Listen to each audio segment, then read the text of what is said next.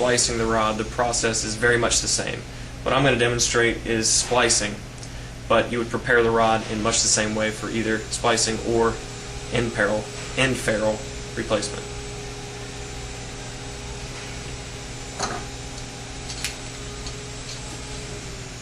But first I'm going to remove about 2 inches of the jacket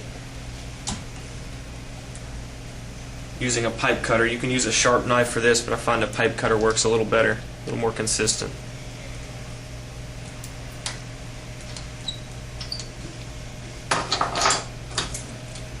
Just as you would with the regular rodder, you want to be very careful not to twist or crush the internal core.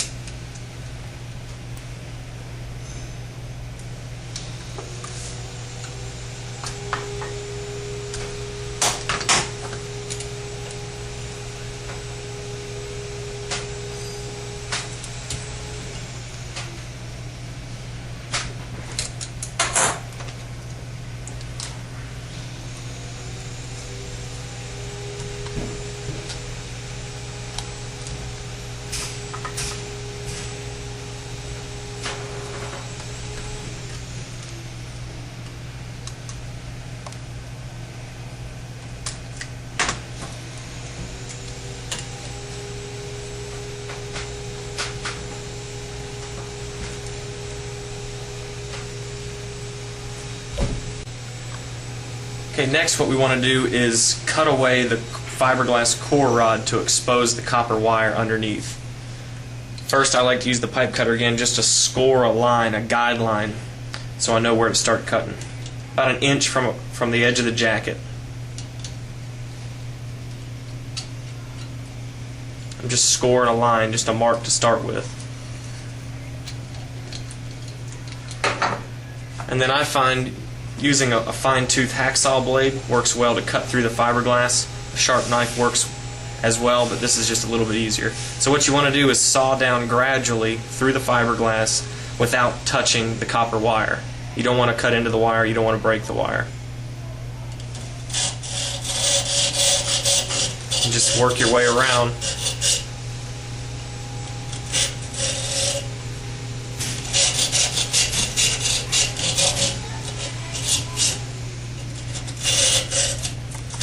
So once you've sawed almost all the way through to the wire, I find the best way to remove the fiberglass is just hit it with a hammer.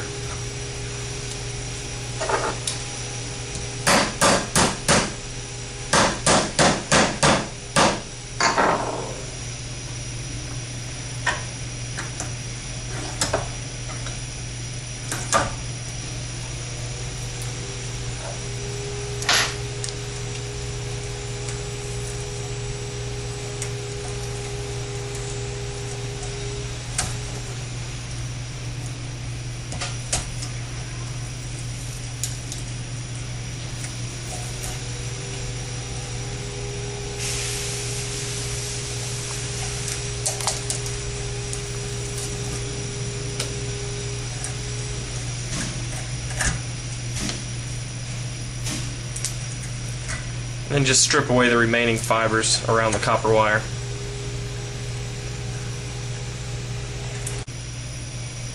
Okay, so now that the copper wire is exposed, we're going to begin fitting the ferrule to it to form the connection. But what we're going to do is bend this wire back along the rod to fit the ferrule over it. But in order to do that, we're going to have to make room for the wire to lay against the rod first before the ferrule fits over it. So to do that, I like to use the saw again to begin cutting out a notch or a flat spot to lay that wire back against.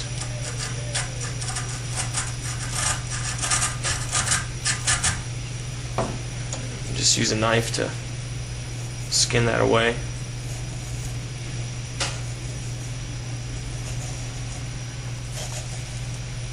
Now you've got a little flat spot here for the wire to lay down in. You want to go a little at a time. You don't want to skin too much back because you want to make sure there's a firm seat of the ferrule against the wire. Before we fold the wire back, there's some very thin insulation on the wire that you need to scrape away.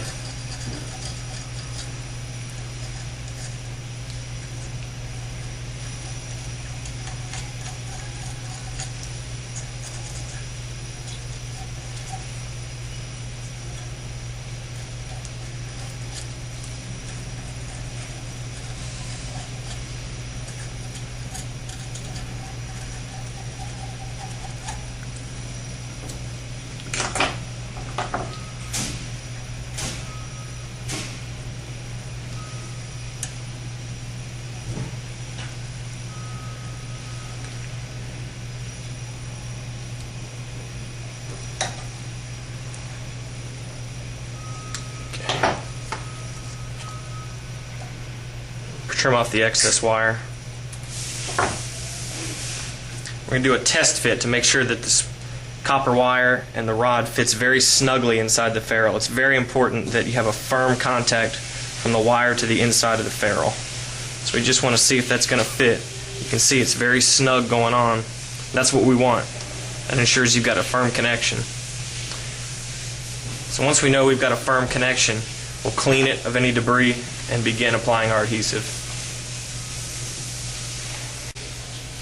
Okay, before we apply the adhesive, it's good practice to make sure that we've got a firm splice with a good connection between the splice ferrule so that we know the signal can be carried from one rod to the other.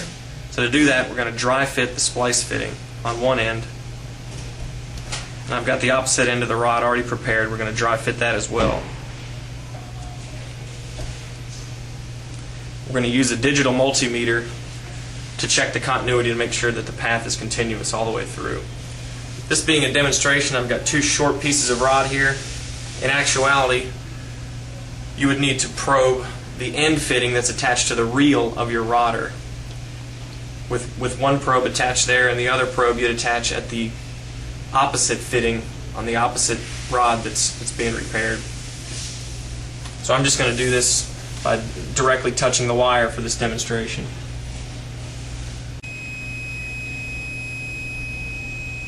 Okay, so that tone indicates we've got good continuity, so we have a good splice. Okay, so now that we checked for continuity, we know we have a continuous splice.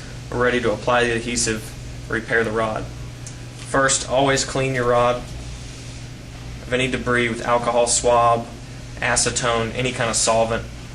Make sure you've got all the debris gone.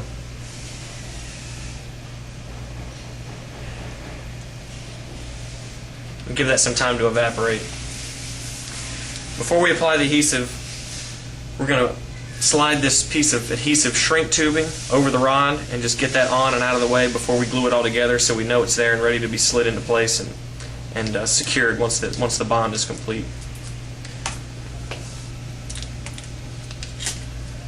So you want to mix up the adhesive completely and thoroughly, mix every bit of it.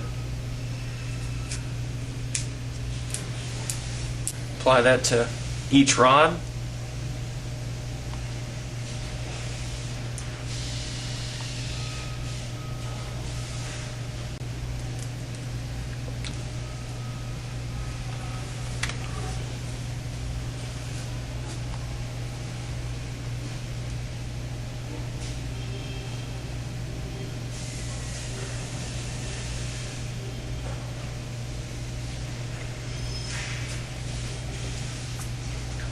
Install it in the splice ferrule.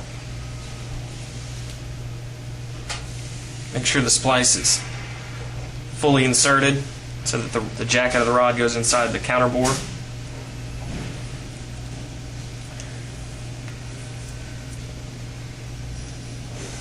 And just clean off any excess.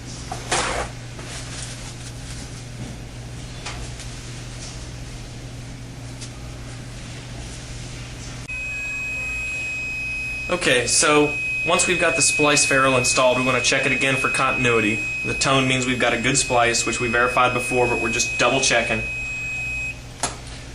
So after you've allowed the epoxy to set for a good 20 to 30 minutes, it won't be fully cured at this point, but it will be set enough to work with. We want to install the adhesive shrink tubing. And what this is going to do is provide an insulation over the splice so that the rod can slide in and out of the duct and not damage the ferrule or allow your signal to bleed out through the splice. So this is really to keep your signal going down the path of the rod and prevent it from bleeding out of the splice. So what you want to do here is use a blowtorch or a heat gun and slowly, gradually heat the shrink tubing until it's secured around the rod. So I'm going to shrink the heat shrink adhesive tubing over the rod. I'm using a blowtorch. You can use a heat gun as well. So just start with the flame low and away and start in the center and just gradually heat up the tube.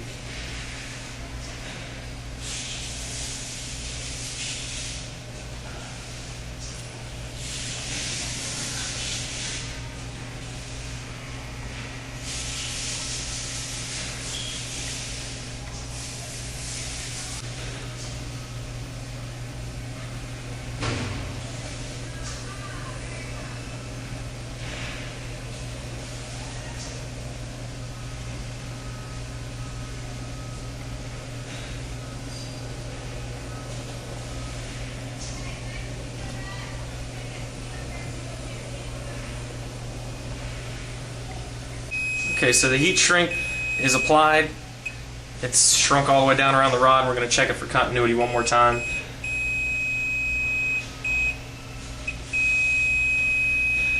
The tone indicates we've got a good splice.